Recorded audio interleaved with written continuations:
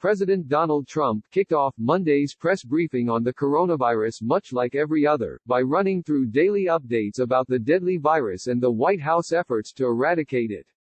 But unlike in typical briefings throughout the pandemic, in which various members of the administration discuss what their agencies are doing to combat the virus or help blunt its economic toll, Trump yielded the stage first to a handful of business leaders, one of them a staunch supporter who went off script in a moment of effusive praise for the president. The Trump administration has involved business leaders in nearly every aspect of its response to the pandemic, leaning heavily on private-public partnerships to respond to the virus, which has rapidly spread and touched nearly every industry in the country, so it wasn't their presence alone that was unusual.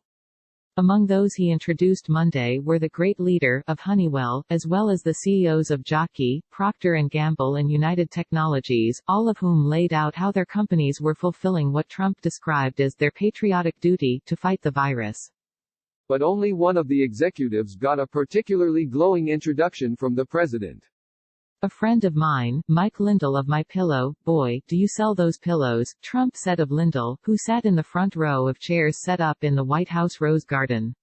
"It's unbelievable what you do." When the president beckoned the executives to the lectern to say a few words about their efforts, up first was Lindell, a major Republican donor, the Trump campaign's chairman for Minnesota and someone who has called Trump the greatest president in American history and someone who was chosen by God.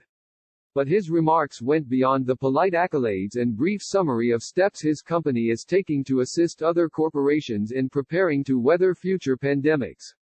After explaining that MyPillow was dedicating 3/4 of its manufacturing capabilities to produce cotton face masks for health care providers and studying how to help companies rebound from the economic standstill brought about by the pandemic, Lindell asked whether it would be okay to read something he'd written off the cuff. God gave us grace on November 8, 2016, to change the course we were on, Lindell began, referencing the day Trump was elected president. Taken out of our schools and lives, and nation had turned its back on God.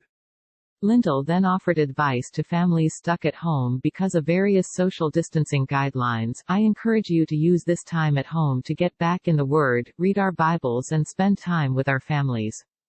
Our president gave us so much hope.